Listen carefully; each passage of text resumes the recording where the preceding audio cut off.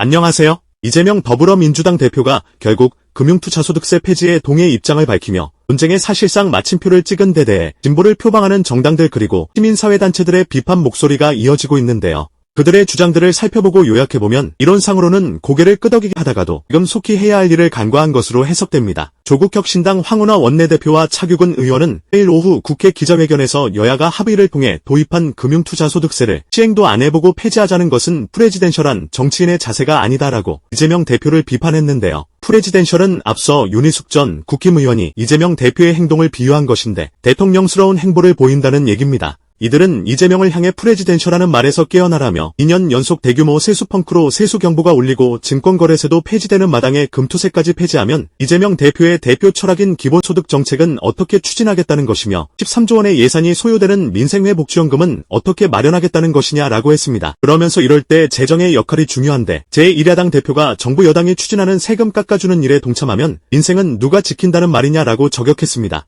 이들은 금투세 폐지는 깊은 고민은 없이 눈앞의 표만 바라본 결정기라며 감히 상인의 문제인식과 서생의 현실감각이라고 하지 않을 수 없다라고 거듭 비판했습니다. 진보당도 역시 정혜경 원내대변인 논평에서 금투세의 대상은 1,500만 개미 투자자가 아니다. 연 5천만 원 이상의 소득을 얻는 주식 투자자 0.9%에 부과하는 세금이라며 이 정도의 이익을 얻으려면 최소한 수억 원의 현금을 주식이나 펀드에 투자하고 있어야 한다라고 짚었습니다. 그러면서 금투세는 조세 형평성을 구현해 주식시장의 정상화와 투명성을 확보하기 위해 만들어진 제도라며 금투세가 있었더라면 주가 조작을 통해 부정한 부를 축적한 김건희와 그 주변 인물들에게도 세금이 부과되었을 것이다. 금투세를 두려워하는 이들은 주식 투기 세력, 고액 투자자들일 뿐이라고 강조했습니다. 나아가 윤석열의 부자 감세를 비판한 민주당이 금투세를 포기한 것은 유감기라며 민주당은 돌연 금투세 논란을 만들고 금투세 폐지를 당론으로 확정했다. 중도 확장, 개미 투자자 지지를 이유로 야권의 정책연대에 균열을 내어서는 안 된다라고 목소리를 높였습니다. 한창민 사회민주당 대표 역시 5일 국회 기자회견에서 금투세 폐지는 서민들의 세금 부담을 줄여주는 일이 아니라 명백한 초보자 감세라며 게다가 금투세는 폐지하면서 거래세는 예정대로 인하하게 되면 안 그래도 역대급 세수펑크로 휘청거리는 나라가 더 힘들어질 건지라고 비판했습니다. 한창민 대표는 단지 금투세에 그치지 않을 수도 있다. 이로 인해 종부세 폐지, 상속세 인하에 불이 붙을 수도 있다라며 그렇게 되면 소득이 있는 곳에 세금이 있다라는 상식이 사라지는 것뿐만 아니라 자산 불평등을 해결할 개혁 조치마저 요원해질 건지라고 목소리를 높였습니다. 한창민 대표는 코리아 디스카운트의 핵심은 금투세가 아니라며 불공정하고 불투명한 주식시장이 위기의 본질이다. 대통령 부인이 주가 조작을 해도 처벌을 못하는 나라, 재벌 대기업 대주주의 지배력 남용이 판치는 나라, 기업 혁신과 소액주주 보호가 가능하지 않는 나라, 투자 배당보다 단기 투기가 성행하는 나라, 대한민국 주식시장을 망치고 있는 주범이라고 짚었습니다. 그러면서 통정매매, 허위공시, 물적분할, 상장 폐지 등 비정상적 시장 행태가 횡행하는데 누가 기업의 비전을 보고 우량주 장기 투자를 하겠느냐라며 지금 절실한 것은 금투세 폐지가 아니라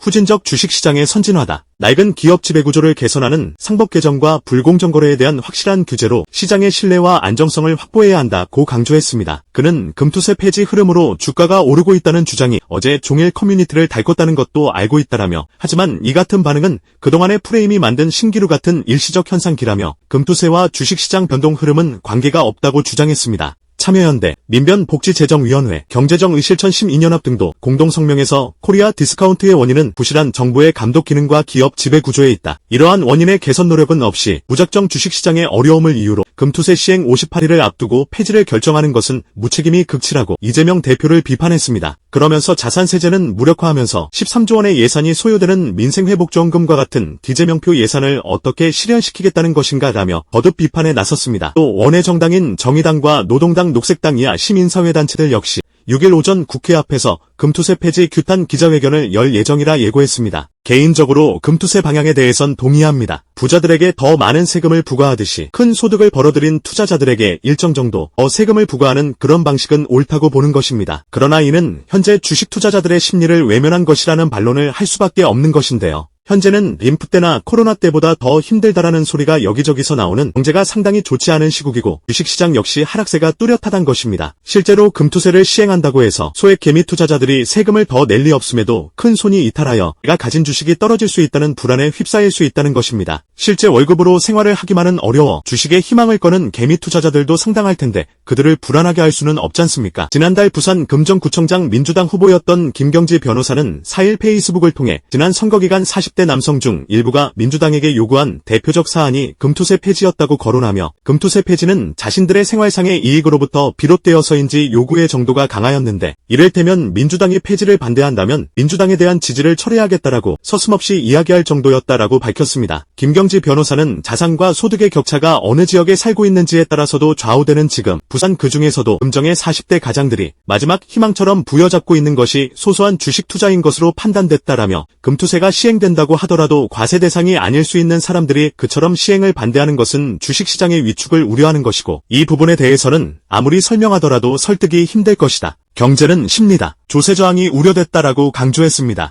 달러 환율이 1,400원에 육박하고 적자 재정으로 환율 방어를 위한 외평기금까지 정부가 끌어쓰고 있으며 외국 자본이 투자 메리트가 급격하게 감소하고 있는 지금에 주식시장마저 움츠러든다면 여러 악순환이 추가적으로 발생할 것이라며 게다가 전쟁의 위험마저 고조되고 있는 지금 광범위한 국민적 합의로 무책임하고 무능한 정권을 고립시킴으로써 저들이 무너뜨리고 있는 법치주의, 민주주의, 국가안보를 지켜내어야 하는 중대하고 비상한 시국이고 이 전국을 타개하기에도 벅찬 것이 현실이라고 짚었습니다. 김경지 변호사는 국회의원이 다수인 그것도 대통령의 거부권을 무력화시키기에 부족한 의석수이고 그 외에 현실적으로 민주당이 의지할 수 있는 것이 무엇이 있는지라며 오로지 국민 외에 믿고 의지할 수 있는 동력은 사실상 없다라며 현 상황을 직시했습니다. 그는 조세 형평이 헌법적 가치인 것은 분명하지만 평화마저 위협받는 전국에서 조세 저항을 감수하면서까지 이 시국에 지켜내어야 할지는 다른 문제라며 지난 노무현, 문재인 정부 때 시도했던 각종 부동산 정책이 그 방향성과 명분이 틀려서 성공하지 못한 것이 아니라는 것을 잊지 말아야 한다고 강조했습니다. 그러면서 가장 시급한 것은 이 전국의 타개다.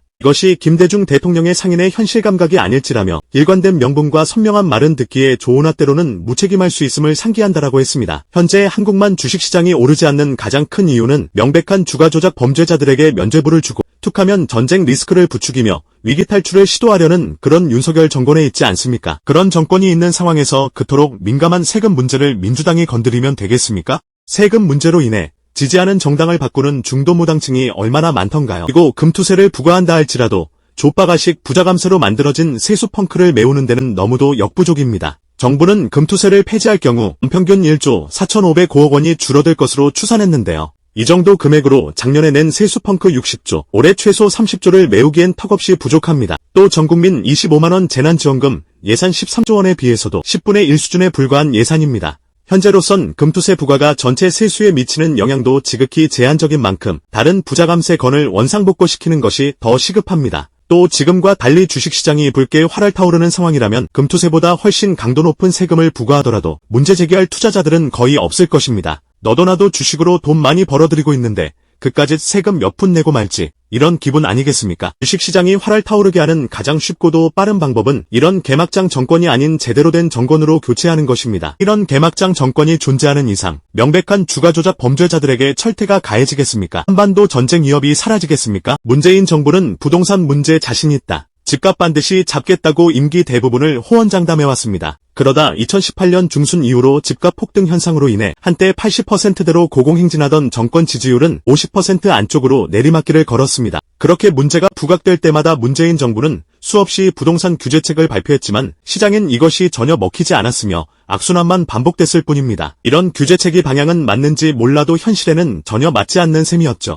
그런 상황에서도 문재인은 부동산에 대해 가물한 전문성도 없는 김현미를 국토교통부 장관에 계속 기용했습니다. 그것도 문재인 임기의 70%가량을 함께했을 정도로 말입니다. 김현미가 자신이 민주당 당대표하던 시절 비서실장했다는 이유로 계속 그냥 믿고 썼나 봅니다. 또 민주당 지지층 사이에서 홍남기 좀 경제부총리 자리에서 교체하라고 그렇게 외쳐댔건을 문재인은 이를 전혀 귀담아 듣지 않았습니다. 부동산에 있어 가장 책임이 큰 부처가 국토교통부랑 기획재정부인데 그런 사람들을 끝까지 고집한 문재인의 인사 실패가 이런 부동산 정책 실패에서도 드러난 셈입니다. 이처럼 실패를 인정하지 않고 끝까지 잘못된 인사와 정책을 고집하는 문재인의 행위 역시 집값은 떨어지지 않을 거이라는 신호를 시장에 준 거 아니었겠습니까? 노무현 정부에서도 부동산 실패가 민심 악화에 큰 영향을 끼쳤는데 문재인은 그걸 뻔히 지켜보고도 대체 무슨 교훈을 얻었던 것일까요? 현실 정치인이 해야 할 일이 무엇이겠습니까? 특정 이론이나 정책 정책을 고집하는 것이 아닌 현실에서 활동하는 시민들과 소통하고 그들의 다수 의견을 최대한 반영하려 노력하는 것입니다. 특히 급변하는 현실 세계에 맞도록 유연하게 대처하는 것이 더욱 중요해지고 있는 덕목인 것입니다. 어떤 특정한 이론이 진리이며 현실에 정확히 들어맞는다고 단정지을 수 있겠습니까? 이 같은 이재명의 결정은 현실에 맞는 실용주의를 강조해온 그런 유연한 대처라고도 하겠습니다. 그는 IMF 이전부터 주식 투자를 활발하게 해온 광개미를 자칭해왔고 투자 실패로 많은 손실을 봤다고도 고백하기도 했습니다. 즉 주식 투자자들의 심리를 주식 투자를 해보지 않은 사람들보다는 분명 잘 읽을 수밖에 없지 않겠습니까?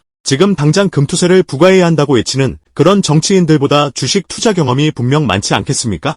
이래는 분명 순서가 있습니다. 이런 막장 정권부터 어서 끌어내리고 주식시장부터 활알 타오르게 한 다음 금투세 다시 부과하자는 것입니다. 특히 문재인 정부가 쇼만 하다 끝낸 또 윤석열이가 고의로 더욱 망가뜨리고 있는 남북관계 다시 회복해서 종전선언까지 이르게 된다면 주식시장은 연일 불타오르지 않겠습니까? 오늘도 감사합니다. 늘 건강하십시오.